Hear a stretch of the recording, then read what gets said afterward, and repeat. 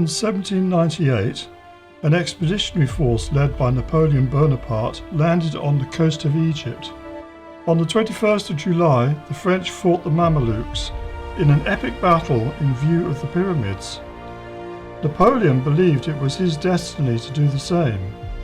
From a military point of view, Napoleon's campaign in Egypt would prove fruitless. Culturally, it would be a turning point. He brought with him a veritable army of scientists, artists and writers to record all that they saw. The Temple of Luxor, which they identified as a palace, is a case in point. In front of its pylon entranceway were two gigantic obelisks. One of these is now in the Place de la Concorde in Paris. The savants, as Napoleon's wise men were known, made drawings of all that they saw. They reconstructed how the front of the temple must once have looked. Cleared of sand, two of these giant statues are now to be seen in their full glory. Dwarfing the pygmies who scurry by at their feet, each is carved out of a single piece of granite. Part of a colossal statue of Ramesses II is today in the British Museum. It has an enigmatic smile characteristic of such sculpture work. The face is also perfectly symmetrical. It is not a normal face, but an abstraction, like that of an angel in stone.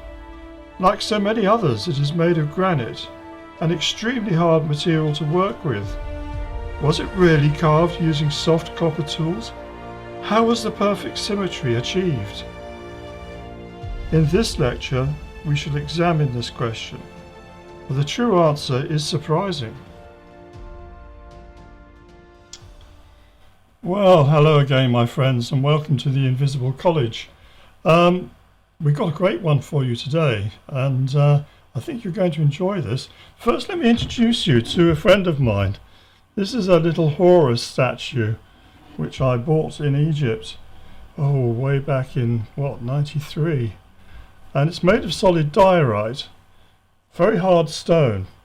And what we're going to discuss today is how the ancient Egyptians were manufacturing statues out of such hard materials as these. This obviously is made with modern equipment, and it's pretty well done. It's very smooth, and mostly it's pretty well done. I think it's actually a book rest. There were two of them in the shop, and I think I should perhaps have bought both to have them as book rests, but it doesn't matter. I just wanted a Horus. Anyway, without more ado, today's lecture is called Ancient Technology of Egypt, Megalithic Structure in Granite, and of course diorite. Now then, you probably recognise this gentleman, Dr. Zahi Hawass, who's the retired head of Egyptian antiquities, but he's still the face of mainstream Egyptology for most people. I've met Zahi Hawass, and I know he's a controversial figure, particularly in alternative fields, but I do take my hat off to him that at a dangerous time, actually, he did protect the monuments of ancient Egypt, and he's most of what he's done, I think, has been for the good, but there has been also a problem, I agree, that he's very conservative in his attitude to Egyptology, and he kind of resents alternative opinions. So that said, he's still the face of Egyptology. You see him on lots of programs, and some of them quite funny actually, but we won't go into that. Anyway, so as far as mainstream Egyptology is concerned, there is no confusion about who built the pyramids, constructed the temples, and manufactured the many statues of Egyptian pharaohs, including Ramesses II. There's thousands of those statues all over Egypt. With very few exceptions relating to pre-dynastic times, this work was all done between roughly 3100 BC, when King Menes established the First Dynasty, and 325 AD, when the Roman Emperor Constantine established Christianity as the state religion of the Roman Empire. So that's the kind of the the fixed position of people like Zaki Hawass and other Egyptologists in the mainstream. And I think a lot of them might actually have their doubts about some of these aspects, but they don't put their heads above the parapet. Because in this day and age, you know, if they step out of line, they're not going to get the promotions that they want. They're not going to get the dig permits. They're not going to get, you know, everything they need. So they perhaps keep some of their private feelings about some of these ideas to themselves and just mouth the orthodoxy. I don't say that about him, but I certainly think that's true of some of the younger Egyptologists in particular. And the statues of Ramses were carved by Egyptians, often from granite. This is the mainstream view, using simple chisels of copper, pounding balls, and sometimes rough abrasives such as sand. They achieved marvels, but then they were wonderfully gifted people. See, that's the attitude of most Egyptologists, especially Egyptian Egyptologists. You know, their ancestors, the ancient Egyptians, were really clever, gifted people. They were the top dogs of their time. Of course they made great statues. You know, they were able to do this using primitive tools. Yeah, of course they could. So that's kind of the mainstream opinion. Now then, the alternative opinion is personified by, I've got here, Chris Dunn. Now he's an advanced machine tools design engineer and an alternative Egyptologist. And I have enormous respect for Chris.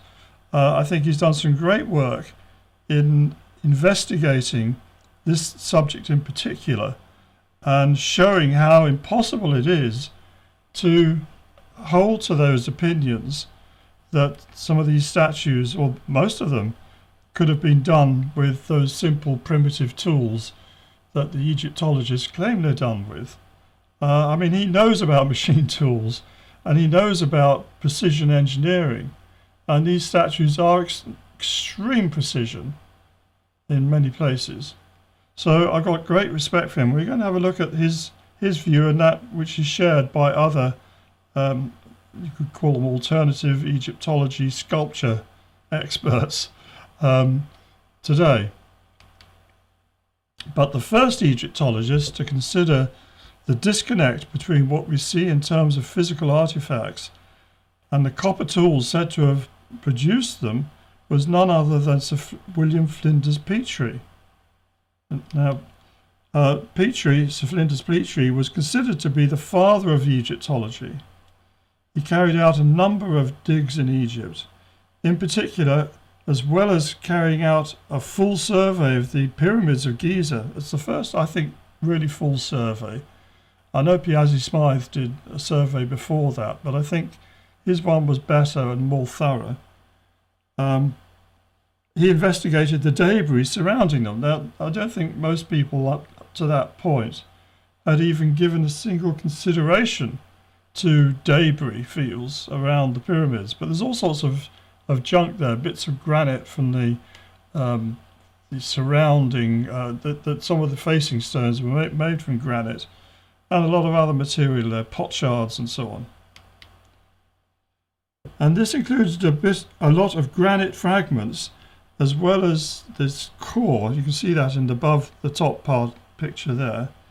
That was obviously left over from drilling a hole. You can see the kind of hole it would have come out of from a granite block there. Now, I should say here that the Egyptology view is that to make a core like that, they simply had a sort of rubbing device, you know, using their copper and some sand, and kind of rubbed and abraded away what was inside there. But Chris has shown quite conclusively that the must have been more like a modern day drill. You know, I don't know if you've ever had to do this, but I've had to drill a hole through the wall to put in a ventilation shaft in our house. And you have a regular, you know, big, powerful drill, but you have a very wide tube, as it were, with a sharp cutting edge, hardened steel, perhaps even with diamond, and you drill through the wall and you can make a hole right through the wall, perhaps 4 inches in diameter, and you take out, a big chunk comes out like this granite plug that you can see here. You get a lump like that coming out of the brickwork. So that's kind of what we're seeing. We're seeing that they must have been doing it that way. And more than that, there is a spiral pattern on that, which Chris has actually checked. Actually at the Petrie Museum. I think this might actually be his photo. So sorry, Chris, if I'm using it. I hope you don't mind too much. But you could twist cotton in that spiral pattern to show how there must have been a drill that was going round, a pointed drill, to cut out that plug. And enormous work, and it could only be made of something harder than granite. Or that's what he thinks, or believes. Perhaps diamond. So this is the alternative view, which was begun by Flinders Petrie himself, who, as I say, is the father of Egyptology, and a lot of other archaeology as well, I should say. He did the first great survey of Stonehenge, for instance. Now here we have an illustration from a paper he published called On the Mechanical Methods of the Ancient Egyptians. And that was published in a Journal of Anthropological Institute of Great Britain and Ireland in 1884. So in a long article, Petrie concludes that given the hardness of the stones involved, quartz, granite and diorite, I can't see it, quartz, granite and diorite, these borings had to have been done using a pointed drill with a bit of even harder stone set in metal, probably copper. Egyptologists do not entertain the idea that the ancient Egyptians were in possession of any such technology. They claim all the extraordinary works we see, from pyramids to bowls and vases. Yes, that's something else I should mention, is that there's these amazing granite bowls, but incredibly thin. They look like they've been put on a potter's wheel. If they were made of clay, of hardened clay, fired clay, you'd say, yeah, okay, the Egyptians had a potter's wheel.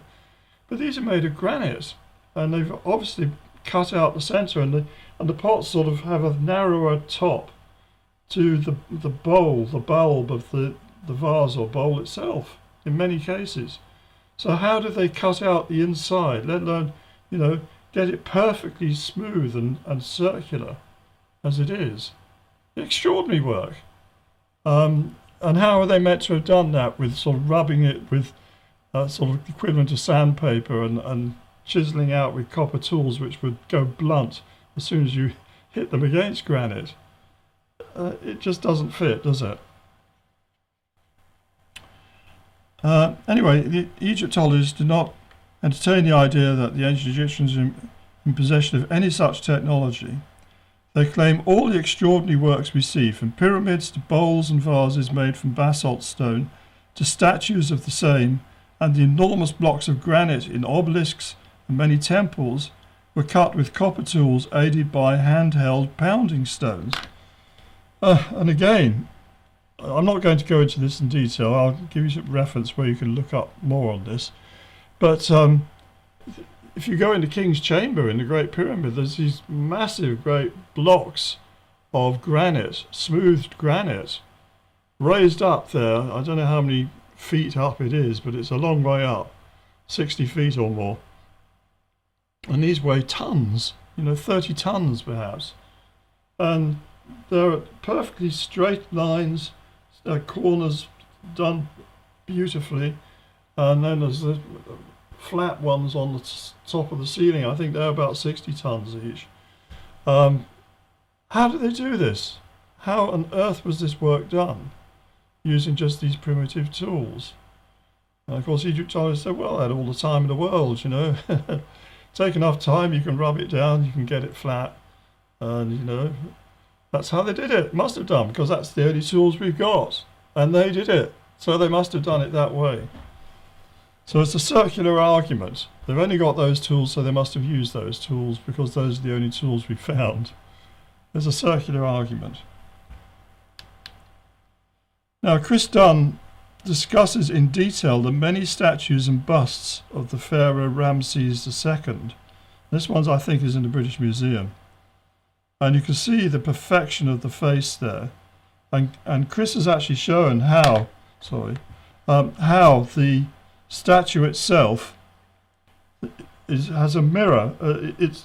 If you take the left-hand side and separate the left from the right and then flip it round using a mirror, it will actually perfectly superimpose. They're mirror perfect, the two sides of the face. How was this done? And the curve of the cheeks is done according to very precise algorithms, which if we were doing it today, we'd be using a computer to design such a statue as this. It's not really human. It's kind of perfection. And as he says in one of his articles, he says it's more like a cartoon figure because human faces have distortions. You know, nothing's perfect in an ordinary human face, but these are absolute perfection in a slightly unhuman way. And of course, these guys were meant to be gods, so you can understand why they might project them that way. And he makes a very good point that whoever carved these amazing statues did not achieve this work with primitive tools such as copper, chisels, and pounding blocks. And I would add to that if we were going to make a statue like this today, we would design it with a computer graphics, 3D graphic program. You could design something like this. And then we would feed that design to a 3D printer. And we would print it off. That would be the simplest way of doing it. I don't know if there are machines that could be used to carve the granite in a 3D way that way. Perhaps there are, I don't know. But it would certainly not be done by banging it with copper tools and pounding balls. You'd just break your statue, you would get nowhere. And these statues are of such ordered perfection that they had to have been produced by machine tools, this is what Chris Dunn has to say, that could be programmed to carry out the task. So from the perspective of alternative Egyptologists such as Christopher Dunn, Graham Hancock and many others, the granite works we see today could not have been done with copper tools. They point out that to cut granite, to create the incredibly smooth surfaces we often see, the exact curves and above all the symmetrically perfect statues, often of gigantic proportions using such primitive tools, is impossible. Whoever made them must have had access to the most modern technology. This includes diamond drills, heavy lift cranes, precision graphical equipment, and very probably computer-controlled design and cutting equipment. They conclude that the ancient Egyptians must have inherited their statues from earlier civilizations and then rebadged them. Ramesses II, for example, must have appropriated all of his statues and simply put his name on them. And the only other feasible explanation is that these artifacts were made by extraterrestrial visitors more advanced than us. So that's kind of where things stand with alternative Egyptology today, that these statues, these marvelous bowls made of granite, the pyramids, all sorts of other buildings and material are leftovers from an earlier civilization that occupied the Nile Valley prior to the ancient Egyptians. And all the ancient Egyptians did is they moved in there and they said, oh, I like that, yeah, carve my name on it. And that's kind of how things stand. And this is one of the reasons why people like Zaki Hawass get so annoyed. So, to sum up, the engineering views appear to be incompatible with mainstream Egyptology and vice versa. On the one hand, the mainstream point to the abundant evidence in the form of cultural context, potsherds, inscriptions, histories, and so on. On the other, the alternatives show how absurd it is to think that a primitive culture, one which didn't even have wheels in earlier times, could have done this kind of precision work. So we have this standoff depending on which evidence you think is more important. Is it the engineering evidence or is it the cultural evidence? And that is the standoff between the mainstream and the alternatives. Both views, however, stem from a materialistic view of the world. They both believe that these artifacts were made in what we would consider orthodox ways. But what if they weren't? What if the ancient Egyptians used an entirely different kind of technology that is virtually unknown to us?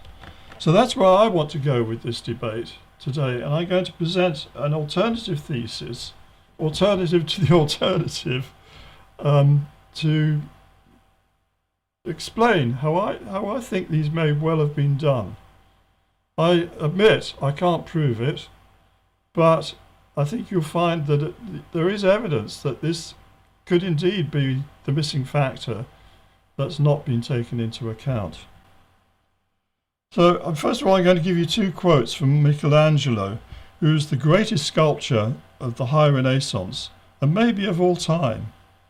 Yeah, the Italian Renaissance sculptor in Florence and Rome, painted the Sistine Chapel ceiling. Michelangelo, I'm sure you've all heard of him. This is what he had to say. In every block of marble, I see a statue as plain as though it stood before me, shaped and perfect in attitude and action. I have only to hew away the rough walls that imprison the lovely apparition to reveal it to the other eyes as mine see it. Right? So what he's saying is that he can see that statue in his mind's eye inside the block, and all he's going to do is remove the coverings, the rough material, to reveal it so that other people can see what he sees. Now, isn't that an extraordinary thing to say? And then he writes, again, he says, I saw the angel in the marble and carved until I set him free. So there's another extraordinary idea that the angel is already there in the block. All he has to do is to remove it. And this is a bit like positive thinking. You know, you've heard of positive thinking. You create the thought form, you project it, you try to feel it, you try to feel that it's already happened. And then the projection kind of draws you and makes itself come about. This is a different way of looking at things, and it's all those books you read about sort of how to become rich and successful. They all start with this idea: is you become what you think about. So think to make something, and it will happen. As a law of nature, a law of the universe, you could say. So this is kind of, we're edging towards a different way of thinking. Now, I admit he's doing this with marble, not granite. But I think we're beginning to find an alternative way of looking at this problem. So Michelangelo's David, which he sculpted between 1501 to 4, is probably the most famous sculpture of the High Renaissance in Italy. It's therefore illuminating to hear what he says about its creation. You can see David. It says, I created a vision of David in my mind and simply carved away everything that was not David. Extraordinary idea that you have such control that you can visualize in this stone how the statue is going to be, and then just reveal it.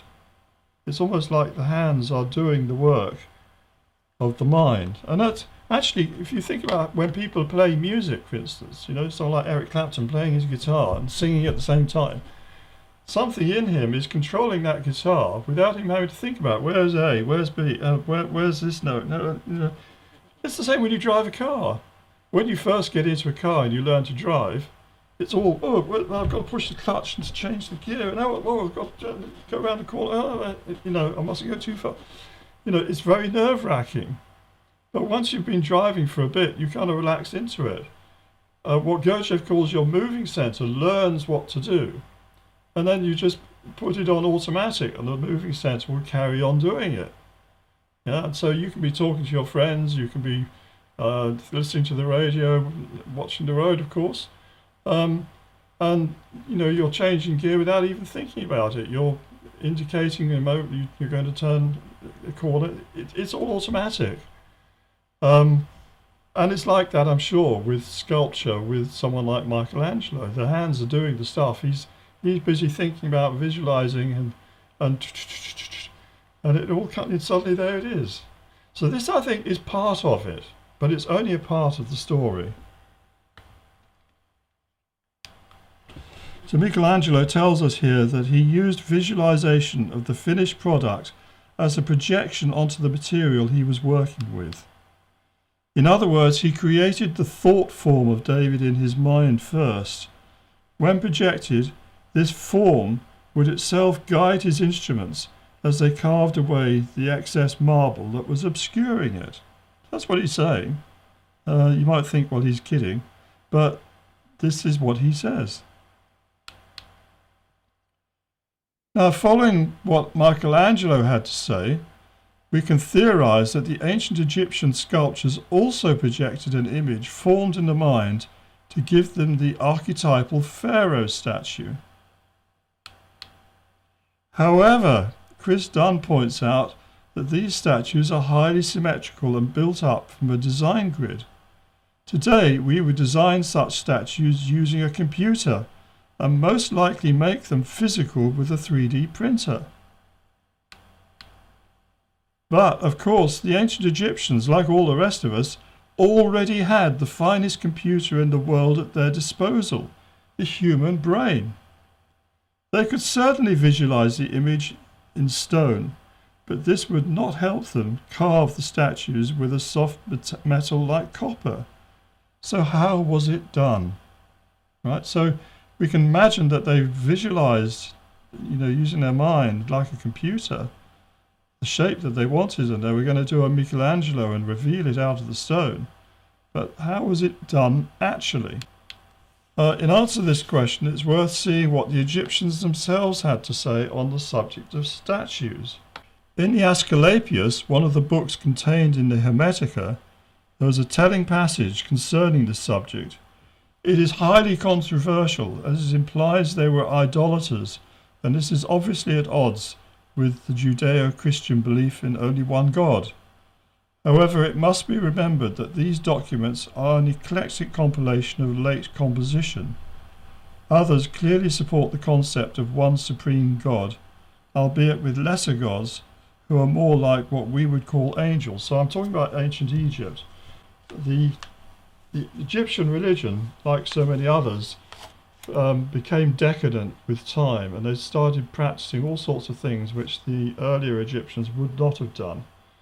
But when you go back far enough into the Old Kingdom, you find very clearly that they believe that the highest creator God has different names at different times, but that everything was actually created by a single creator God. So they were sort of monotheists, but they had these lesser gods who were in charge of different things, rather as we might think in Christianity, the role of angels, or perhaps saints. So from that position, I think we can read through what we have to say here, an extract from the Asclepius. So I'm going to read you this extract from the Asclepius, which is a conversation between Trismegistus, Hermes Trismegistus, who's Thoth, allegedly. I mean, imagine this is written much later, but it's written using him as the person who's teaching, and Asclepius as his student. So, Hermes begins. And now that the topic of men's kinship and association with the gods has been introduced, let me tell you, Asclepius, how great is the power and might of man. Even as the master and father, or, to call him by his highest name, even as God is the maker of the gods of heaven, so man is the fashioner of the gods who dwell in temples and are content to have men for their neighbours. He's talking about statues of gods here. Thus man not only receives the light of divine life, but gives it also. He not only makes his way upward to God, but he even fashions gods. Do you wonder at this, Asclepius? Or do you too doubt it as many do? Asclepius replies, I'm amazed, Trismegistus, but I gladly give assent to what you say, and deem men most highly blessed in that he has attained to such felicity. Trismegistus, yes, you may well hold man to be a marvel. He surpasses all other creatures. As to the celestial gods, it is admitted by all men that they are manifestly generated from the purest part of matter, and that their astral forms are heads.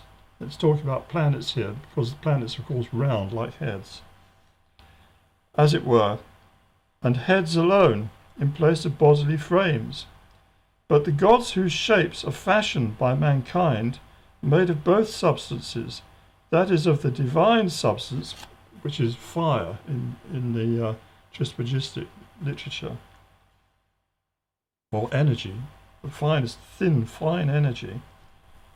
But the gods whose shapes are fashioned by mankind are made of both substances, that is, of the divine substance, which is purer and far nobler, and a substance which is lower than man, namely the material which they are wrought, and they are fashioned not in the shape of a head alone, but in the shape of a body with all its members. In other words, the statues of the gods that are being fashioned is using this fine, subtle substance of heaven and mixing it with the base material of earth, stone, and that's how they're fashioning them. Mankind is ever mindful of its own parentage and the source whence it has sprung, and steadfastly persists in following God's example, and consequently, just as the Father and Maker made the gods of heaven material, in other words, the planets are formed out of fire, and that they might resemble him who made them, even so do men also fashion their gods in the likeness of their own aspect. Asclepius replies, do you mean statues, Trismegistus? Trismegistus, yes, Asclepius. See how even you give way to doubt. I mean statues, but statues living and conscious, filled with the breath of life, and doing many mighty works, statues which have foreknowledge and predict future events by the drawing of lots, and by prophetic inspiration, and by dreams, and in many other ways, statues which inflict disease and heal them, dispensing sorrow and joy according to men's desires. According to men's deserts. So, pretty shocking. Talking about statues having powers to do, healings and to do all sorts of stuff. But that's actually not that far away, let's admit it, from people praying in front of a statue of the Virgin Mary and looking for a miracle. It's not that far away. But what he's saying here is that the forming of those statues brings together something heavenly, the breath of life, with the stone, and that man is working that way. So this again gives us some kind of clue to how these statues were actually made, I think. Now, I want to show you something else here. A better understanding of the mystery of Egyptian sculpture can, I believe, be grasped if we consider the career of Yuri Geller. Geller is most famous for bending spoons, And of course he has many critics. They are of the opinion that this is just a conjuring trick, that he simply bends them with brute force. So he secretly just bends them. However, I've met Yuri and even been to his house where he lived while resident in England, and I have in my possession a spoon that he bent for me. And here it is, signed on the inside here with his name. Now I have to tell you that I've met Yuri and I found him to be extremely intelligent. I went there because I wanted to talk to him about discoveries I'd made, which I've put in Signs in the Sky, to do with Israel and the end times. And he's of course an Israeli. And I thought I should talk to him about it. So I went round to his house and he understood everything I was saying very quickly. Most people find it difficult to grasp, but he's got a very fast mind. And then, of course, you know, we got to know each other a little bit, and he said, "Would you like a spoon?" You know, so he actually took this spoon, and it was perfectly straight. And all he did was he stroked it, just like that. And I was watching him like a hawk. And as he stroked it, so the spoon began to bend, and he handed it back to me, and it was still hot. And it was still bending. It was very, very hot. It wasn't just hot like you'd just been doing that to it a few times to bend it. It felt, you know, really quite hot. And it was still bending. And then he wrote his name in it for me. So this guy has some kind of power.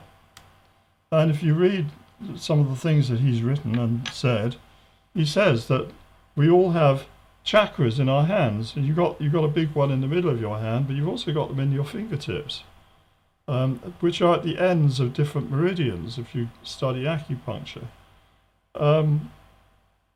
which is why you have these whorls and so on in your fingertips.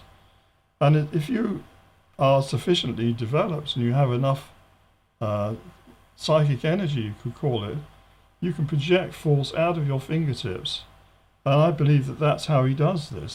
Now, Yuri Geller is undoubtedly a showman. Yeah, there's no doubt about that. And has built a profitable career out of this. However, he's not just a bender of spoons. Having met him, I can tell you that he is exceptionally intelligent, with a mind that can grasp ideas very quickly. He also has psychic abilities, and while young was investigated by the team at Stanford Research Laboratories, led by Andrija Puharic. You can see Andrija Puharic with the young Geller there. Puharic was working with the CIA. I've left the CIA. They were concerned that the Russians were using psychics to spy on them, spy on the Americans, that is, using distant viewing. A team of young people of high intelligence was gathered and tested for their psi abilities. And Yuri was the most consistently successful of them. Before I go on, I've actually met two other people who were involved in that work, who told me about this. And was it something Ultra, I think it's called, where they gathered these people together, these young people, and testing them with the flashcards, but also visualizing certain things, different abilities. And Yuri has a very high success rate with that. He had other psychic powers too. The work of Puharic is lampooned in the film The Men Who Stare at Goats, which is 2009. I don't know if you've seen that. Great film, I recommend it, starring George Clooney. So he's not, yes, he is a showman, but he has got powers, he has got high intelligence, and he has got something else. So how did Yuri come by his amazing powers? Well, he was born in Israel and lived with his mother in Jaffa, a suburb of Tel Aviv. That's in his early days. Later he moved to Cyprus and then to England. But he was born in Israel and lived in Jaffa. In his biography, he tells of how, as a 4-year-old, he would sneak into the garden of an old house across the road. Now, Jaffa's an old part of the city. It's a suburb of Tel Aviv now, but it is actually older than Tel Aviv. It was an Arab city. And one day, while playing in the garden, a ball of light appeared, and it was an angelic being. After that meeting, he found he had the power to stop watches and bend spoons. Yeah, I didn't mention about the stopping watches. He used to do this on television, you know. He would tell people their watches were going to stop, and sure enough, they did. So it seems this angelic presence either gave him this power or switched it on. So it's either something that was inherent in him that just needed switching on, or it was a kind of gift of the spirit that was given to him for whatever reason. It would seem that Yuri has the power to project a plasticizing energy out of his fingers. He no doubt couples this with mental projection that the spoon should take on a bent shape. It is a question of mind and plastic energy controlling matter. Now, I'm just going to mention something about plastic energy. Now, you know very well that if you take a plastic spoon and you put it in boiling water, it's going to melt, isn't it? And it's going to bend. It won't totally melt, but it'll bend. It's plasticized. That's why we call it plastic, because it's malleable and you can change its shape. Something that's plastic can change its shape, like plasticine, plastic-ine. Yeah, we've all played with that as kids, and it can change the shape of it, modelling clay. With Yuri, he's obviously got some kind of energy that he can put into metals that make them melt, bend. Now, I've started talking to you about some of the work with J.G. Bennett, and one of his greatest contributions, I think, to esotericism or to ideas on is the ideas on energies, as energies having not just equivalency volume or content. For example, you can measure how much electricity you need to make so much heat, or to move a car. You can work out equations of energies. But also there are qualities as well as quantities of energy. So there are different gradations of energy, and he actually produces a table of 12 energies, and I'll go through this at some stage in another lecture. But one of these energies that he analyzes is what he calls plastic energy, that enables things to be malleable. For example, your skin has to have a certain plasticity, or you couldn't do this. Very close to the living energies. So we will look at that. So we can imagine that Yuri is able to project an energy that has a plasticizing quality to it into the spoon, and that's what causes it to bend. And partly that manifests as heat, but I think the heat comes when the plasticizing energy is turning back or degrading. That produces the heat. That's what I think. So, can this explain how the ancient Egyptians were able to carve statues of exquisite perfection from blocks of solid granite? I think so. A combination of plastic force projection coupled with intense mental projection could cause the stone around the desired object to either crumble and fall away, or more likely to become so soft that it could easily be scraped off.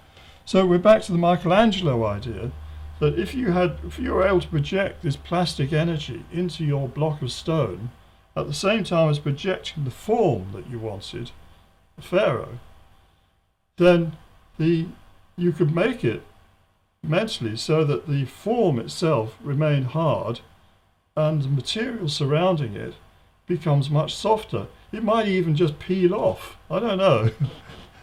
I'm guessing here. Or maybe you could do it with your copper chisel. Suddenly the outer stuff has become like plasticine. You just scrape it off to reveal the shape underneath it that you wanted. Now, I know this sounds bizarre and crazy, but we have to think outside of the box. You know, we have to realize that our civilization is not the be-all and end-all. But we are very materialistic in this civilization. We do everything with machines, with, you know, cutting things with big saws and what have you. But there are also what we might call magical techniques. And when we look back to ancient Egypt was famous for being magical. So I think we need to start thinking a bit more along those lines to understand how these things were conceived and done. But is there any evidence that the Egyptians knew of such a force or energy? Well, the Egyptians had a god of magic called Heka. In hieroglyphs, this is written like this. You've got a twisted rope hieroglyph, and you've got a ka. The twisted rope is the H, and the ka is the the hands raised up. And then you've got a figure of a little god to show you it's a god. This is a quite late period hieroglyph, and the statue, the carving there, I think it's from Dendera, showing the god Heka. But earlier on, they didn't think of him as being a god. They thought of him as more being an aspect of the creator god. Although in the late period, Heka, magic, was treated as an independent god, in the Old Kingdom it was regarded as a power used by the gods to create. In particular, it was the power of words. So creation was done by words. Let it be. Yeah. As in Genesis, yeah, God makes all these, he speaks and creates by speaking. And I've done a lecture on this. I'm going to redo that lecture, by the way, on the Logos, the Logos doctrine, that God speaks and his words carry energy. And the energy is the Holy Ghost aspect. The actual words themselves are the Logos, the words. So this is the three parts. This relates to the three parts of the Trinity. But I've done another lecture on that. You can have a look at that if you wish, called the Logos doctrine. So he creates by the power of words. Thus, in many ways, Heka, far from being a coarse magic in the occult sense, was really the power of the Logos that gives energy to things. So that's how God creates. He throws out energy and it manifests according to his will. This is the whole thing. So in Greek, the equivalent of Heka is called pneuma, and in Latin it is spiritus. Both words have the literal meaning of breath, God's breath. The holy breath, pneuma hagion, or spiritus sanctus, is the breath of life, i.e. the vivifying energy. That's what we call the holy breath, the Holy Ghost, third part of the Trinity. It's that which gives life to things. It is also the breath of God, which he breathes into the nostrils of the first man, Adam, to give him life. If you read Genesis, God fashions Adam out of the earth, out of the clay, and then he breathes into his nostrils to give him life. It's a poetic way of describing life force or energy. In ancient Egypt, the Ka symbol, symbolized by the upraised arms hieroglyph, is the vitality of something or someone. It is an equivalent concept, and this seems to be an equivalent concept to the breath of life. This is life force or living energy, and one of its characteristics is plasticity. Now, living things have a plasticity to them. Yeah, you see an animal scampering over a field. Yeah, it can bend itself, it can move. It's plastic, it's vital. Same animal dead, yeah, rigor mortis sets in, it's no longer plastic. This is kind of the whole idea of what's going on. So could it be that some of this plasticity is put into a block of stone? The figure of Heka holding two crossed serpents, this is another diagram that's shown of him, seems to indicate polarity of energies.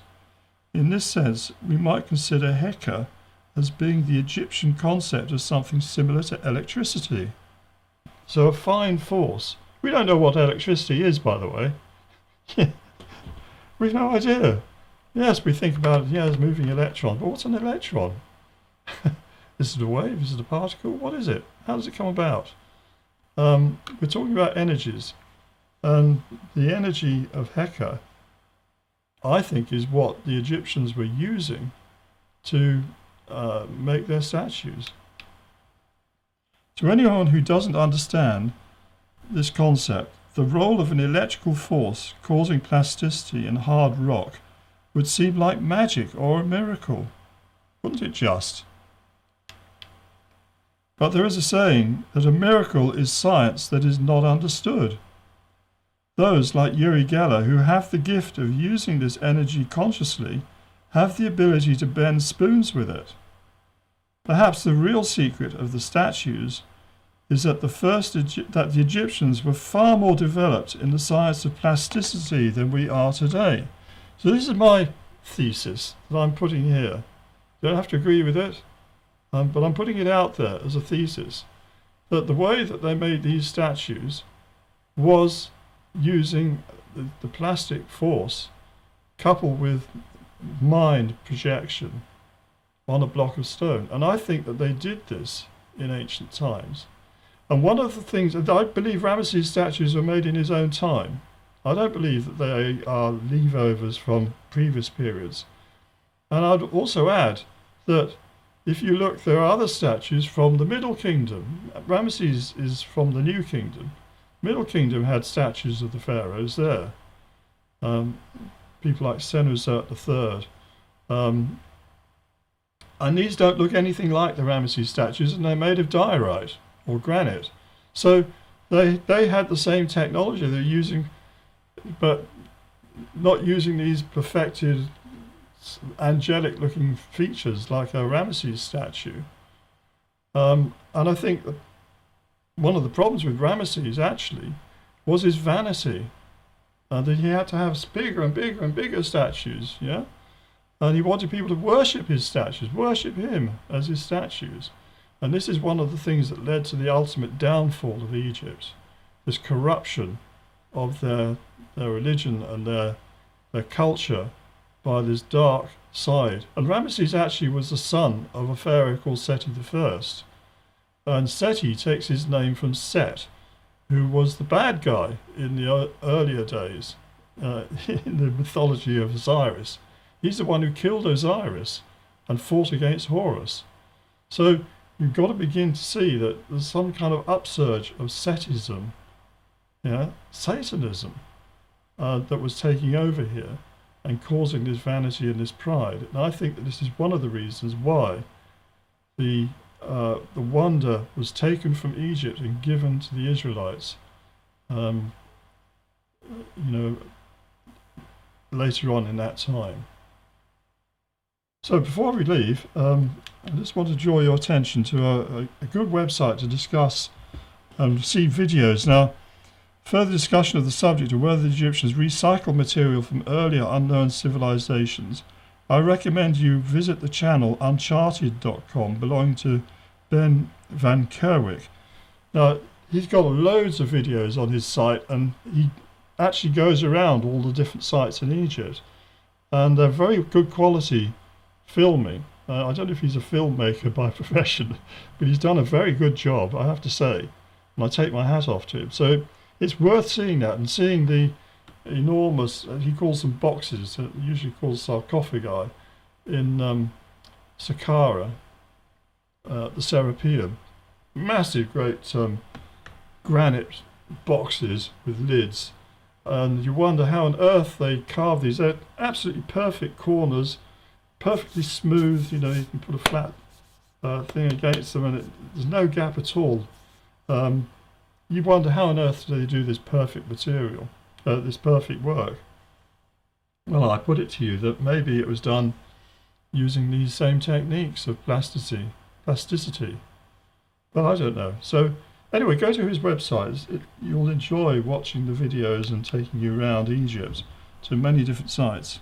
He also goes to South America, I should say, as well. Posted many high-quality videos on alternative Egypt, but here's a good one on this subject. He discusses Egypt's impossible sculptures with guide Yusuf Awiyan. So there you are, there's the link. You have to, I guess you'll have to, take a still shot or something, or stop your video and copy that. Nevertheless, I now hold the opinion that the Egyptians were in possession of what we would consider supernatural techniques for shaping stone. Their Michelangelos tapped into subtle energies that could soften the stone sufficiently that they could reveal the design within that they had also projected with their minds.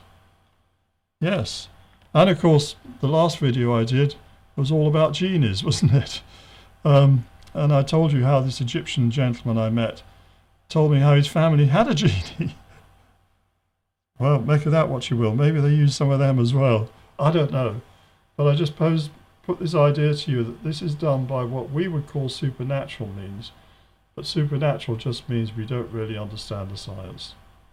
So thank you very much for your time, and I look forward to talking to you again. Before you go, if you enjoyed this, please like the video, subscribe to the channel, and you can also, if you wish, you can help me by joining the Invisible College through patreon.com, and you find my patreon.com/Adrian Gilbert. Will take you to my page. So thank you very much, and we'll speak again.